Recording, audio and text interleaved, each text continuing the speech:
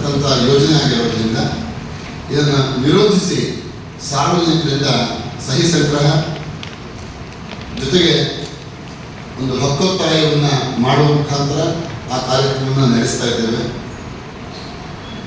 ಸಾರ್ವಜನಿಕರಿಂದ ಸಹಿ ಸಂಗ್ರಹವನ್ನು ಮಾಡಿ ಈಗಾಗಲೇ ಬಹುಶಃ ಕೋರ್ಟಲ್ಲಿ ತಾತ್ಕಾಲಿಕ ಒಂದು ತಡೆಯಾಜ್ಞೆ ಬಂದಿದೆ. ಆನ್ಲೈನ್ ಪಿಟಿಷನ್ನಲ್ಲಿ 18ನೇ ತಾರೀಕು ಅಹವಾಲು ಸಭೆ ಅಕ್ಟೋಬರ್ 18 ಸಂದರ್ಭದಲ್ಲಿ 48,000 ಜನರ ಆನ್ಲೈನ್ ಪಿಟಿಷನ್ ಆಗಿತ್ತು. ಈಗ 75,000ಕ್ಕೆ ಹೋಗ್ಬಿಟ್ಟಿದೆ. ಒಂದು ಆ ದಿನ ಸಾಧಾರಣ ನೀವೆಲ್ಲ ಮಾಧ್ಯಮದಲ್ಲಿ ಬಹುಶಃ ಭಾಗವಹಿಸಿದ್ದೀರಿ, ನಿಮಗೆ ಗೊತ್ತಿದೆ ಸಾಧಾರಣ 8,000-10,000 ಜನ ಮೇಲೆ ಸೇರಿದ್ರು. ಒಬ್ಬರೂ ಸಹ ಇದು ಬೇಕು ಅಂತಿದೆ ಹೇಳಿಲ್ಲ. ಒಂದು ಎಷ್ಟೋ ಜನ ಅರಿವಿಲ್ಲ ವಾಸ್ತವವಾಗಿ ಜನಸಾಮಾನ್ಯರಿಗೆ. ಇನ್ನೇನು ಆಗ್ತಾ ಇದೆ ಅಂತಂದ್ರೆ ಇದನ್ನ ಬೇಕು ಅಂತ ಹೇಳ್ತಕ್ಕಂಥ KPC ಅವರು ಇರ್ಬೋದು, ಅಥವಾ ರಾಜಕೀಯದವರು ಇರ್ಬೋದು, ಅಥವಾ ಮೆಗಾ ಇಂಜಿನಿಯರ್ ಸಂಬಂಧಪಟ್ಟ ಸಂಸ್ಥೆ ಇರ್ಬೋದು, ಇವರುಗಳು ಈಗ ಪತ್ರಿಕಾ ಮಾಧ್ಯಮವನ್ನು ಬಳಸಿಕೊಂಡು ಅವರು ಸ್ಟೇಟ್ಮೆಂಟ್ ಕೊಡ್ತಾ ಇದ್ದಾರೆ. ಅವ್ರು ಕೊಟ್ಟ ಸ್ಟೇಟ್ಮೆಂಟ್ ನೀವು ಹಾಕ್ತೀವಿ. ಜನರಲ್ಲಿ ಏನಾಗ್ತಾ ಇದೆ, ಭಾವನೆಗಳು ವ್ಯತ್ಯಾಸ ಆಗ್ತಾ ಇದೆ. ನೀವು ಸಭೆ ಇಟ್ಕೊಂಡ್ರೆ ಕೋಟಷ್ಟೇ ಆಗಿದೆ ಅಲ್ಲ, ನಾವು ಮೊದಲು ನಡೀತದೆ. ಈ ಕಾರಣಕ್ಕಾಗಿ ಜನರ ಭಾವನೆಯಲ್ಲಿ ವ್ಯತ್ಯಾಸ ಆಗ್ತಾ ಇರೋದ್ರಿಂದ ಒಕ್ಕೂಡ್ಲಿಕ್ಕೆ ಸಮಸ್ಯೆ ಆಗ್ತದೆ. ಇನ್ನು ಹಿಂದೆ ಈಗಾಗಲೇ ಒಂದು ಪ್ರಶ್ನೆ ಮಾಡಿದ್ರು, ಸಂಘಟನೆಗಳ ಮೇಲೆ ಘಟಕ ಕೆಳಗೆ ಅನ್ನೋ ಒಂದು ಭಾವನೆ ಖಂಡಿತ ಇಲ್ಲ, ಒಂದಾಗಿ ಹೋಗಬೇಕು. ನಮ್ಮ ಸಂಘಟನೆಯಲ್ಲೂ ಸಹ ಒಮ್ಮತ ಬಂದಾಗ ಮಾತ್ರ ಜನರಿಗೆ ಒಂದು ಅರ್ಥ ಆಗ್ತದೆ, ಹೋಗಿ ಸರಿಯಾದ ದಿಕ್ಕಿಗೆ ಹೋಗ್ತಾ ಇದೆ ಅಂತ ಹೇಳಿ. ನಮ್ಮ ಆ ಒಂದು ಒಗ್ಗಟ್ಟು ಬರಲಿಲ್ಲ. ಆ ಪ್ರತಿಯೊಬ್ಬರು ಹೋರಾಟ ಮಾಡ್ತಾ ಇದ್ದಾರೆ.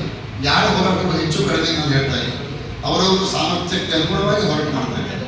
ಆದರೆ ಈ ಹೋರಾಟ ಈಗ 10 ಕಡೆಗೆ ನಾವು ನೀರು ಬೇಕು ಅಂತೇಳಿ ಇಲ್ಲೂ ಬಾರಿ 2 ಫೂಟ್ ಕೊಡೋದು, 10 ಫೂಟ್ ಕೊಡೋದು, ಇನ್ನೊಂದು ಕಡೆ ಕೊಡೋದು ಮಾಡೋದಕ್ಕಿಂತ ಒಂದೇ ಕಡೆಗೆ ನಾವು 70-80 ಫೂಟ್ ಕೊಡೋದು ನೀರು ಬರ್ತದಲ್ಲ, ಅಷ್ಟು ಪ್ರಯಾಸ ಒಂದೇ ಕಡೆ ಹಾಕಿಕೊಂಡ್ರೆ. ಆ ರೀತಿಯಲ್ಲಿ ಸಂಘಟನೆ ನಮ್ಮಲ್ಲಿ ಬಂದಾಗ ಮಾತ್ರ ಬಹುಶಃ ನಿಮ್ಮ ಒಂದೇನು ಪ್ರಶ್ನೆ ಇದೆ ಅದಕ್ಕೆ ಸರಿಹೊಂದಿಸವಾದ ನಿರ್ಧಾರ ಬರಬಹುದು ಅಂತ ಅನ್ಸ್ಕೊಳ್ತೇವೆ.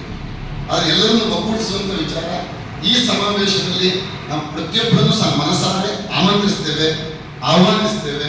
ನಿಮ್ಮ ಮಾಧ್ಯಮ ಮುಖಾಂತರ ಯಾವುದೇ ಮೂಲೆಯಲ್ಲಿದ್ದು ಸಹ ಈ ಕಾರ್ಯದಲ್ಲಿ ಕೈ ಜೋಡಿಸಬಹುದು. ಹಾಗಾಗಿ ಸಾರ್ವಜನಿಕರಿಗೆ ನಾವು ವಿನಂತಿ ಮಾಡಿಕೊಳ್ತಾ ಇದ್ದೇವೆ, ಆ ದಿನ ಸಾರ್ವಜನಿಕರು ಅತಿ ಹೆಚ್ಚಿನ ಸಂಖ್ಯೆಯಲ್ಲಿ ಸ್ವತಃ ಬಂದು ಭಾಗವಹಿಸಿ ತಮ್ಮ ಧ್ವನಿಯನ್ನು ಸರ್ಕಾರಕ್ಕೆ ಮುಟ್ಟಿಸುವ, ನ್ಯಾಯಾಲಯಕ್ಕೆ ಮುಟ್ಟಿಸುವಂಥ ಕಾರ್ಯಕ್ಕೆ ನೀವು ಕೈ ಜೋಡಿಸಬೇಕು ಅಂತ ಹೇಳಿ ಎಲ್ಲರನ್ನ ಮಾಧ್ಯಮ ಮುಖಾಂತರ ವಿನಂತಿಸಿಕೊಳ್ತಾ ಇದ್ದೇವೆ. ಆ ದಿನ ಮಧ್ಯಾಹ್ನ ಒಂದು ದುಂಡು ಮೇಜಿನ ಸಭೆಯೂ ಸಹ ಚಿಂತಕರ ಜೊತೆಗೆ ನಡೀತದೆ. ಯಾಕಂದರೆ ಪಶ್ಚಿಮ ಘಟ್ಟದಲ್ಲಿ ಅನೇಕ ಯೋಜನೆಗಳು ಈಗಾಗಲೇ ನಡೀತಾ ಇರುವುದರಿಂದ ಇದರ ಸಾಧಕ ಬಾಧಕದ ಕುರಿತು ಯೋಚನೆ ಮಾಡಿ ನಮ್ಮ ಮುಂದಿನ ಹೆಜ್ಜೆ ಹೋರಾಟದಲ್ಲಿ ಯಾವ ರೀತಿ ಇರಬೇಕು, ಜೊತೆಗೆ ಸಾರ್ವಜನಿಕರ ಸಹಕಾರ ನಮಗೆ ಯಾವ ರೀತಿಯಲ್ಲಿ ನಾವು ಪಡ್ಕೊಳ್ಬೇಕು, ಮುಂದಿನ ಹೆಜ್ಜೆಯ ನಿರ್ಧಾರ ತೀರ್ಮಾನ ಸಹ ಆವತ್ತು ನಾವು ಮಧ್ಯಾಹ್ನ ಅಲ್ಲಿ ಕೈಗೊಳ್ಳಲಿಕ್ಕಿದ್ದೇವೆ. ಬನ್ನಿ, ಯಾಕಂದರೆ ಇಡೀ ಜಗತ್ತಿನಲ್ಲಿ ಮುಂದುವರೆದ ದೇಶಗಳಲ್ಲಿ 1ನೇ ಸ್ಥಾನದಲ್ಲಿರೋದು ಅಮೆರಿಕ. ಇವತ್ತು ಎಲ್ಲವೂ ಸಹ ಹಣವನ್ನು ನೀವು ಆಧರಿಸುವಂಥದ್ದು ಡಾಲರ್ ಆಧಾರದ ಮಾಧ್ಯಮದಲ್ಲಿ ಅಲ್ಲ ಆಧರಿಸೋದು. ನೀವು ರೂಪಾಯಿನ ಗಣನೆ ತೆಗೆದುಕೊಳ್ತೀರಾ? ಇಲ್ಲ, ಅಮೆರಿಕ ಡಾಲರ್ನೇ ಯಾಕೆ ಇಟ್ಕೊಳ್ತೀರಿ? ಹಾಗಿದ್ರೆ ಆದರ್ಶ ಅಮೆರಿಕನೂ ತಗೊಳ್ಳಿ. ಅಲ್ಲಿ ಅಭಿವೃದ್ಧಿ ಬಗ್ಗೆ ಏನು ಮಾಡಿದ್ದಾರೆ? ಈಗಾಗಲೇ 100 ಕಟ್ಟಿದಂಥ ಡ್ಯಾಮನ್ನು, ಹೈಡ್ರೋ ಪ್ರಾಜೆಕ್ಟ್ ನೋಡ್ತಾ ಇದ್ದೇವೆ ನಮ್ಮಲ್ಲಿದೆ ಅಂತ 100 ಡ್ಯಾಮ್ಗಳನ್ನು ಒಡೆಯಲಿಕ್ಕೆ ಆದೇಶ ಆಗಿದ್ದಲ್ಲದೆ 90 ಡ್ಯಾಮನ್ನು ಒಡೆದಿದ್ದಲ್ಲದೆ ಅದನ್ನು ನೀರಿನ ಹರಿವನ್ನು ಸಹಜತೆಗೆ ಬಿಟ್ಟು ಅಲ್ಲಿ ಪ್ರಕೃತಿಯನ್ನು ಉಳಿಸಲಿಕ್ಕೆ, ಬೆಳೆಸಲಿಕ್ಕೆ, ಮತ್ತೆ ಆಯಾ ಪ್ರದೇಶದಲ್ಲಿ ಅಲ್ಲಿ ಬೆಳೆದಕ್ಕಂಥ ಹಿಂದೆ ಬೆಳೆದಂಥ ಯಾವ ಗಿಡ ಮರಗಳಿದ್ದಾವೆ ಅದನ್ನು ಬೆಳೆಸುವಂಥ ಪ್ರಕ್ರಿಯೆ ನಡೀತಾ ಇದೆ. ನೀವು ಬೇರೆ ದೇಶಗಳನ್ನು ಆದರ್ಶವಾಗಿ ಇಟ್ಕೊಳ್ತೀರಿ, ಬೇರೆ ದೇಶಗಳಲ್ಲಿ ಅಭಿವೃದ್ಧಿಯನ್ನು ನೋಡ್ತೀರಿ ಅಂತ ಆದರೆ ಅಮೆರಿಕದ ಈ ಯೋಜನೆಯೂ ಸಹ ನೀವು ನೋಡಿ,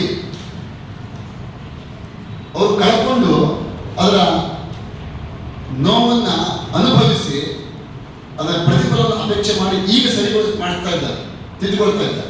ಆದರೆ ಸುಲಭದಲ್ಲಿ ಇಲ್ಲ. 5 ವರ್ಷ 10 ವರ್ಷಕ್ಕೆ ಆ ಮರ ಆ ಸಮೃದ್ಧಿ ಆಗಲಿಕ್ಕೆ ಸಾಧ್ಯ ಇಲ್ಲ. ಪ್ರಕೃತಿ ಅದು ಅಲ್ವಾ? ಕಳ್ಕೊಳ್ಳೋದು ಸುಲಭ, ಪಡೆಯುವುದು ಸುಲಭ ಅಲ್ಲ. ಹಾಗೆ ಕಳ್ಕೊಂಡ ಮೇಲೆ ನಾವು ಪಶ್ಚಾತ್ತಾಪಪಟ್ಟು ನಮ್ಮ ಮುಂದಿನ ಯಾವುದೋ ಪೀಳಿಗೆ ಮತ್ತೆ ಕೃಷಿ ಡ್ಯಾಮನ್ನು ಒಳಿಸಿ ಅಲ್ಲಿಯ ಮಾದರಿಯನ್ನು ತೆಗೆದುಕೊಂಡು ಆವಾಗ ಮತ್ತೆ ಬೆಳೆಸೋ ಪ್ರಯತ್ನ ಮಾಡಲು ಸಾಧ್ಯ ಇಲ್ಲ. ಇದನ್ನ ರಾಜಕೀಯದಲ್ಲಿ ಕುಂತಂಥವ್ರು, ಅಧಿಕಾರದಲ್ಲಿ ಕುಂತಂಥವ್ರು ಅಥವಾ ಕಲ್ತಂಥವ್ರು ನೀವು ಅರ್ಥ ಮಾಡ್ಕೊಳ್ಬೇಕು. ವಸ್ತುಸ್ಥಿತಿಯನ್ನು ಅರ್ಥ ಮಾಡ್ಕೊಳ್ಳಿ. ಸಮಾಜವನ್ನು ದಿಕ್ಕು ತಪ್ಪಿಸುವಂತ ಕೆಲಸವನ್ನು ಯಾರು ಮಾಡಬಾರ್ದು. ಇದು ದಿಕ್ಕು ತಪ್ಪಿಸೋ ಕೆಲಸ ಆಗ್ತಾ ಇದೆ. ಅವರು ಮನುಷ್ಯರೇ, ನೀವು ಮನುಷ್ಯರೇ ಅಲ್ವಾ? ಈಗ ಗೆಲ್ಲೋದಂತ ಒಂದು ಪಕ್ಷ, ಗೆದ್ದ ನಂತರದಲ್ಲಿ ನಿಮ್ಮ ಪಕ್ಷ ಮುಖ್ಯ ಅಲ್ಲ. ನೀವು ಜನರ ಸೊತ್ತು. ನೀವು ಯಾವ ಪಕ್ಷನೇ ಆಗಿರಲಿ, ಪಕ್ಷ ನಿಮ್ಮ ವೈಯಕ್ತಿಕ ಅದು, ನಿಮ್ಮ ಪಕ್ಷಕ್ಕೆ ಸೀಮಿತ ಅದು. ರಾಜ್ಯ ಅಂತ ಬಂದಾಗ ಯಾವುದೇ ಪಕ್ಷ ಬಂದಿರಲಿ, ಆಡಳಿತಕ್ಕೆ ಬಂದ ನಂತರದಲ್ಲಿ ಆ ಪಕ್ಷ ಈ ಪಕ್ಷ ಪ್ರಶ್ನೆಗಳೇ ಇಲ್ಲ. ನೀವು ಪ್ರಜೆಗಳ ಪ್ರತಿನಿಧಿಗಳು ಅಲ್ವಾ? ಪಕ್ಷ ಬಂದು ನಿಮಗೆ ಹತ್ತುವ ಏಣಿ, ನಿಮ್ಗೆ ಅಷ್ಟೇ ಮೇಲೆ ಒಂದು ಏಣಿ ಇದ್ದಾಗಲೇ ಅದು ನಿಮಗೆ ಪರಿಪೂರ್ಣ ಅಲ್ಲ. ಪಕ್ಷ ನಿಮಗೆ ದಾರಿಯನ್ನು ಕೊಟ್ಟಿದೆ. ಆದರೆ ಕುಂತು ಕೆಲಸ ಮಾಡುವ ನೀವು ಮನುಷ್ಯರೇ. ಆ ಪಕ್ಷದ ಇರ್ತೀರಿ, ಈ ಪಕ್ಷದ ಇರ್ತೀರಿ. ನಿಮಗೆ ರಾಜಕೀಯದಲ್ಲಿ ಯಾರು ಮಿತ್ರರಲ್ಲ, ಯಾರು ಶತ್ರುಗಳಲ್ಲ. ಇವತ್ತಿಲ್ಲಿ ಪಕ್ಷಕ್ಕೆ ಮಾತನಾಡ್ತೀರಿ, ಆಮೇಲೆ ಇನ್ನೊಂದು ಪಕ್ಷಕ್ಕೆ ಬಂದ್ರೆ ಈ ಪಕ್ಷ ಬಗ್ಗೆ ಮಾತನಾಡ್ತೇವೆ. ಹಾಗಾಗಿ ಜನ ತಗೊಳಕ್ಕೆ ಬರೋದಿಲ್ಲ, ನನಗೆ ಸಂಬಂಧನೂ ಇಲ್ಲ. ಇಲ್ಲಿ ನಾನು ಹೇಳುವಂಥದ್ದೇನು, ನೀವು ಕೂತಾಗ, ಆಡಳಿತ ಕೂತಾಗ ಇದನ್ನು ಚರ್ಚೆಯನ್ನು ಮಾಡಿ, ಚಿಂತನೆ ಮಾಡಿ, ಇದು ಎಷ್ಟು ಪೂರಕ, ಎಷ್ಟು ಮಾರಕ ಅಂತ ಯೋಚನೆ ಮಾಡಿ ಆ ನಿರ್ಧಾರವನ್ನು ತೆಗೆದುಕೊಳ್ಬೇಕೆ ವಿನಃ ಯಾರ ಮೇಲೆ ಯಾರೋ ಆರೋಪ ಮಾಡೋದು ನಾನು ಒಪ್ಪೋದಿಲ್ಲ. ಅದು ತಪ್ಪು ಅಂತ ಹೇಳ್ತಾರೆ. ಯಾರ ಮೇಲೆ ಯಾರು ಆರೋಪ ಮಾಡೋದು ಅವಶ್ಯಕತೆ. ಆದ್ರೆ ಆ ಹೇಳಿಕೆಗಳು, ರಾಜಕೀಯ ಭಿನ್ನ ನಿಲುವುಗಳು ನೀವು ನೋಡ್ತಾ ಇದ್ದೀರಿ.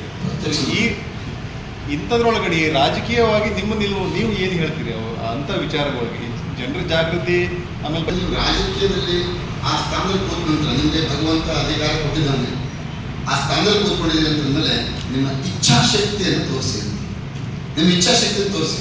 ಸರಿ, ಅವ್ರು ಮಾಡಿದ್ದಿರಲಿ, ಇವ್ರು ಮಾಡಿದ್ದಿರಲಿ, ಇದು ಆಗೋದು ಅಲ್ಲ ಹಾಡೋದು ನಿಮ್ಮ ಮನಸ್ಸಿಗೆ ಬಂದಿದೆಯಾ? ಅದು ಬಂತು ಅಂತಾದರೆ ಹೇಗೆ ಹಿಂದಿನವರು ಮಾಡಲಿಕ್ಕೆ ಪ್ರಯತ್ನ ಮಾಡಿದ್ರು, ನೀವು ನಿಲ್ಲಿಸ್ಲಿಕ್ಕೆ ಪ್ರಯತ್ನ ಮಾಡಿ ನೀವು ಹೆಸರು ಗಳಿಸ್ಕೊಡ್ರಿ. ನಿಮ್ಗೆ ಅನ್ಸುತ್ತಾ ಈಗ ಇರೋರು ಪ್ರಾಮಾಣಿಕವಾಗಿ ಪ್ರಯತ್ನ ಮಾಡ್ತಾ ಇದ್ದಾರೆ ನಿಲ್ಲಿಸೋದಕ್ಕೆ ಅಂತ? ಮಾಡಬಹುದು ಅಂತ ಅನಿಸ್ತದೆ, ಮಾಡಿಲ್ಲ. ಬಯಸಬಹುದು, ಮಾಡ್ತಾರೆ ಅಂತ ಬಯಸಬಹುದು, ಮಾಡಲಿ ಅಂತ ಹೇಳಿಕೆ ತರಬಹುದು. ಮಾಡ್ತಾರೆ ಅಂತ ವಿಶ್ವಾಸ ಮಾಡಿದ ಮೇಲೆ ಅಲ್ಲ, ಅವರಿಗೆ ಜನರ ಜನರ ಮೇಲೆ ವಿಶ್ವಾಸ ಸತ್ಯ. ಸಚಿವರೇ ಹೇಳಿದ್ರು, ಈಗ ಪ್ರತಿಭಟನೆ ವಿರೋಧ ಹೆಚ್ಚು ವ್ಯಕ್ತ ಮಾಡಲ್ಲ. ನಾವು ಹೋಗಿ ಕಾರ್ಯಕ್ರಮದಲ್ಲಿ ಜನನೇ ಜಾಸ್ತಿ ಸ್ವಾತಂತ್ರ್ಯವಿಲ್ಲ, ಜನರಿಗೆ ರಕ್ಷಣೆ ಸಂಬಂಧಪಟ್ಟಂತೆ ಸಮಾವೇಶವನ್ನು ನಾವು ಆಯೋಜನೆ ಮಾಡಿದ್ದೇವೆ. ಈ ಹೋರಾಟ ಬಹುಶಃ ಇದು ಒಂದು ದಿವಸಕ್ಕೋ ಒಂದು ಸಮಾವೇಶಕ್ಕೋ ನಿಲ್ಲುವಂಥದ್ದಲ್ಲ.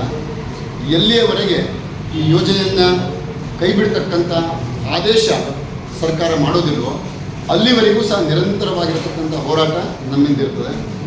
ಇದನ್ನು ಆಂದೋಲನ ರೀತಿಯಲ್ಲಿ, ಪ್ರತಿಭಟನೆ ರೀತಿಯಲ್ಲಿ, ಧರಣಿಯ ರೀತಿಯಲ್ಲಿ, ಸತ್ಯಾಗ್ರಹ ರೀತಿಯಲ್ಲಿ, ಕಾನೂನಾತ್ಮಕ ದೃಷ್ಟಿಯಿಂದಲೂ ಸಹ ಹೋರಾಟ ಮಾಡತಕ್ಕಂಥ ಹೆಜ್ಜೆಯನ್ನು ಇಟ್ಟಿದ್ದೇವೆ. ಇದಕ್ಕೆ ಸರ್ಕಾರ ಸ್ಪಂದಿಸಬೇಕು. ಜನಪ್ರತಿನಿಧಿಗಳು ಇದನ್ನು ಅರ್ಥ ಮಾಡಿಕೊಳ್ಬೇಕು. ಜನರ ನೋವಿಗೆ ಸ್ಪಂದಿಸಿ, ಜೀವ ವೈವಿಧ್ಯತೆಯ ನೋವಿಗೆ ಸ್ಪಂದಿಸಿ ಇದನ್ನು ಕೈ ಬಿಡ್ತಕ್ಕಂಥ ನಿರ್ಣಯ ಕೈಗೊಳ್ಳಬೇಕು ಅಂಥೇಳಿ ನಾವು ಆಗ್ರಹಿಸ್ತಾ ಇದ್ದೇವೆ.